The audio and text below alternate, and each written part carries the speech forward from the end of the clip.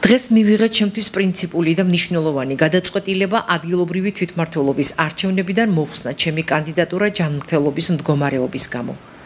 Am Facebook პოსტით ამცნო კოალიცია ლელო ძლიერი საქართველოს ზესტაფონის რაიონული ორგანიზაციის ლიდერმა ლევან ურიადმყოფელმა თანაგუნდელებს თავისი გადაწყვეტილება საარჩევნო პროცესიდან გასვლის შესახებ.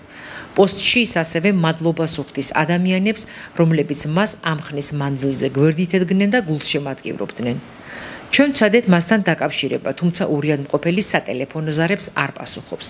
პარტიის ხელმძღვანელის პოზიცია მოულოდნელი აღმოჩნდა მისი გუნდისთვისაც. შტაბში დამატებითი კომენტარისგან თავი შეიკავეს. ლევან ურიადმყოფელი ლელო ზესტაფონის ორგანიზაციის ხელმძღვანელის რანგში საპარლამენტო არჩევნების დროს გამოჩნდა. მუნიციპალიტეტის თვითმმართველი ორგანოების საარჩევნო პროცესში ის ჩართული იყო ამასთან როგორც მაჟორიტარი დეპუტატობის კანდიდატი საზანოში.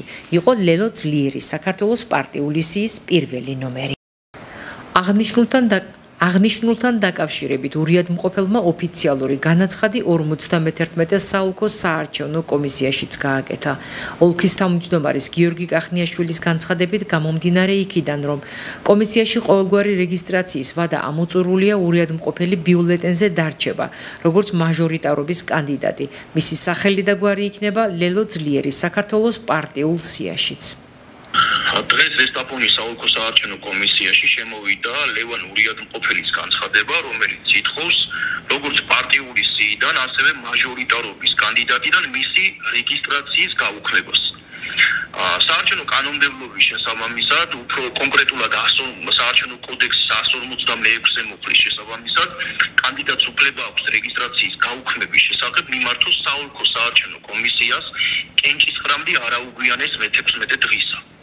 ეს ვადა როგორც უკვე იცით გასულია, შესაბამისად ოფიციალურად საარჩევნო კანონმდებლობის შესაბამისად მას ვერ გაუქმდება რეგისტრაცია და ამიტომ იქნება როგორც მაჟორიტარი კანდიდატი საარჩევნო ბიულეტენში.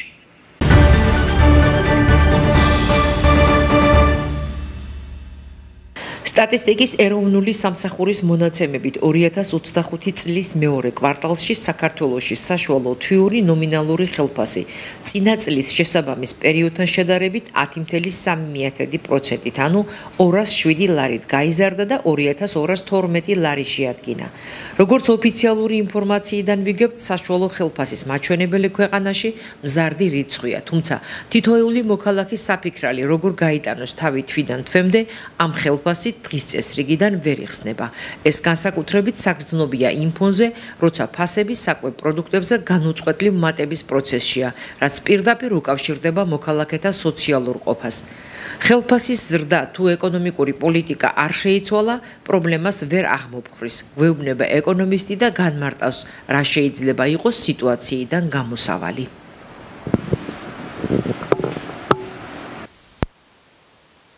ხელფასის გაზრდა ამ შემთხვევაში შეიძლება ნუგეში არ იყოს ადამიანისთვის. თუ ხელფასი გაიზარდა და ეკონომიკური პოლიტიკა არ შეუცვალეთ, ანუ იმპორტ-ჩანაცვლებით პოლიტიკა არ ვაწარმოეთ, ხელფასის გაზრდა ავტომატურად გამოიწვევს ფასების ზრდას. ფასების ზრდა თუ ისევ ხელფასი გავზარდეთ, ამას ჩვენ ეკონომისტები ვუძახით ინფლაციური სპირალი ქვია ამას. ანუ შენ რო ხელფასი გაგეზარდოს, ფასებიც გაიზრდება, რას მოიგებ ამით ვერაფერს. ამიტომ კარგია თუ ისეთ პოლიტიკას გავატარებთ, რომ საქონლის ფასები წავა შემცირებისკენ. ანუ ეკონომიკის რეალურ სექტორს ავამოძრავებთ, თქვათ, იმპორტს ჩავანაცვლებთ ადგილობრივი ნაწარმით, ანუ შემოტანაზე კი არ ვიქნებით ორიენტირებული, არამედ პირიქით შემოტანას, ესე იგი, ჩავანაცვლებთ ადგილობრივი ნაწარმით და პირიქით ჩვენ გავიტანთ სხვაგან. ეს ლარის ყურსაც გაამყარებს, ადგილზე დასაქმებაცას უზრუნველყოფს, შემოსავლებიც გაიზრდება და მთლიანი შიდა პროდუქტი არსებობს ასეთი მაკროეკონომიკური ტერმინი, ესეც გაიზრდება. ანუ ხელფასის ზრდა ამ შემთხვევაში გამოსავალი არ არის. ამას შეიძლება ქონდეს მოკლევადიანი ეფექტი. ეს ფასების ზრდას მაინც გამოიწვევს შემდგომში, თუ პოლიტიკა როგორც ახლა ვახსენეთ და ჯერად ამწამს, რომ როგორც გაცხადებულია მთავრობის ეკონომიკური გუნდის მიერ, გატარდება ისეთი პოლიტიკა და საბედნიეროდ ჩვენ გვყავს ესეთი მეცნიერ ეკონომისტები, მათ შორის მეცნიერებად ეროვნულ აკადემიაში, რომელსაც აქვს გარკვეული ხედვები ამ მიმართულებით. აგრარული მიმართულებით, თქვათ, მრეწველობის განვითარების მიმართულებით და ასე შემდეგ. რომ ეტაპობრივად ჩავანაცვლოთ იმპორტი, რაც გამოიწვევს სამუშაო ადგილების ზრდას, ხელფასების ზრდას, ამას ვია რეალური ხელფასის ზრდა და ინფლაცია იქნება კონტროლირებადი.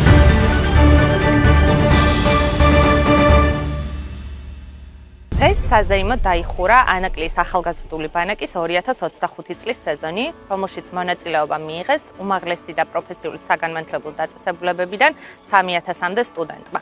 ეს ბანაკი არის შთამბეჭდავი და ემოციური გამოცდილება თითოეული ახალგაზრდისთვის, სადაც მათ შესაძლებლობა ეძლევათ გამოავლინონ ისეთი უნარები, რომელზეც შეიძლება აქამდე არ უფიქრიათ. დღევანდელი ღონისძიებაც იყო ნათელი მაგალითი იმისა, თუ როგორი მრავალფეროვანი შემოქმედებითი უნარების გამოვლენა შეძლეს ახალგაზრდებმა. თითოეული საბანაკე დღე არის ძალიან ემოციური, მრავალფეროვანი და ვისურვებდი, რომ მომავალ წელს კიდევ უფრო მეტმა ახალგაზრდამ შეძლოს საბანაკე სერვისებით სარგებლობა.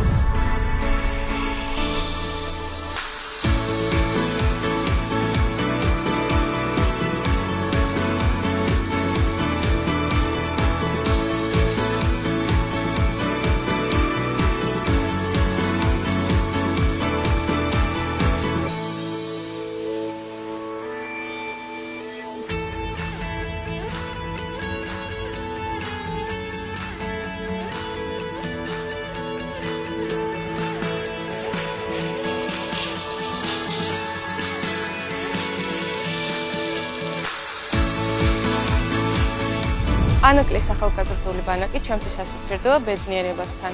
ამ ბანაკმა პირველ რიგში მომცა მეტი თავდაჯერებულობა, ვიდრე აქამდე მქონდა. საშუალება მომცა გამეცნო თანატოლები და შემეძინა მეგობრები. ძალიან მიხარია, რომ აქ ჩამოვედი. ყველა ახალგაზრდას ურჩევი, რომ ერთდღე მაინც გამოსცადონ ეს დავიწყარით დღეები.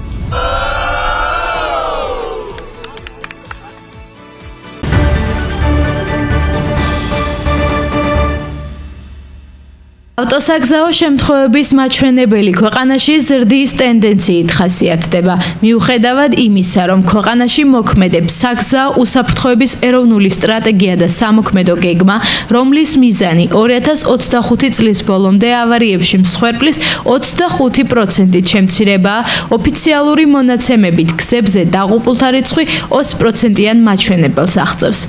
პარტნიორობა საგზაო უსაფრთხოების დირექტორის ირაკლი იზორიას თქმით, ფატალურ შემთხვევათა პრევენციისთვის კანონმდებლობის გამკაცრება და აღსრულების გაძლიერება ერთ-ერთი მთავარი ბერგეტებია. სტატისტიკის დინამიკის კვლევა ბოლო წლებში ვერ ხდება, თუმცა მინდა ვთქვა ის, რომ რაც ეროვნული სტრატეგია რაც არსებობს საგზაო უსაფრთხოების და სამოქმედო გეგმა 2025 წლის ბოლომდე გეგმაში არის გაწერილი, რომ საგზაო შემთხვევები უნდა შემცირდეს 25%-მდე და დიდი იმედი მაქვს ამ გეგმის შესაბამისად იქნება ჩატარებული მოქმედებები, რაც დაკავშირებულია სიჩქარის მენეჯმენტთან, ასევე ვიცით რომ ნაცნობაზეც შეიძლება კანონმდებლობა გამკაცრდეს, იქ კანონმდებლობა შეიძლება ასევე გავამკაცროთ უშუალოდ ისეთ მძღოლებზე, რომლებიც ნარკოტიკული ზემოქმედების ქვეშ მართავენ ავტომობილებს და მოკლედ აღსრულების გაძლიერება იქნება საჭირო იმისათვის, რომ მაქსიმალურად მოვახდინოთ კანონდამტვერი მძღოლების შეჩერება და შესაბამისად მათთვის ფუნქციონების ჩამოყალიბება, რომ შემდგომ ამ მძღოლებმა ვერ განახორციელონ გზებში გადაადგილება. საქართველოს ალიანსი უსაფრთხო გზებისთვის შინაგან საქმეთა სამინისტროს ოფიციალურ მონაცემებზე დაყრდნობით ამზადებს 2024-2025 წლების იანვარ-ივნისის საგზაო შემთხვევათა ანალიზს. ანგარიშის მიხედვით, მიმდინარე წელს გასულ წელთან შედარებით საგზაო შემთხვევების რაოდენობა 12.4%-ით გაიზარდა. დაშავებულთა რიცხვით 13.7%-ით არის მომატებული, ხოლო ლეტალურობის მაჩვენებელი 20.7%-ით. სტატისტიკური მონაცემები ცხადყოფს, რომ ქვეყანაში საგზაო უსაფრთხოების პრობლემა კვლავ მწვავე ფორმით დგას და არსებული სტრატეგიების ფონზე მიზნების შესრულება სერიოზულ კითხვის ნიშნებს აჩენს.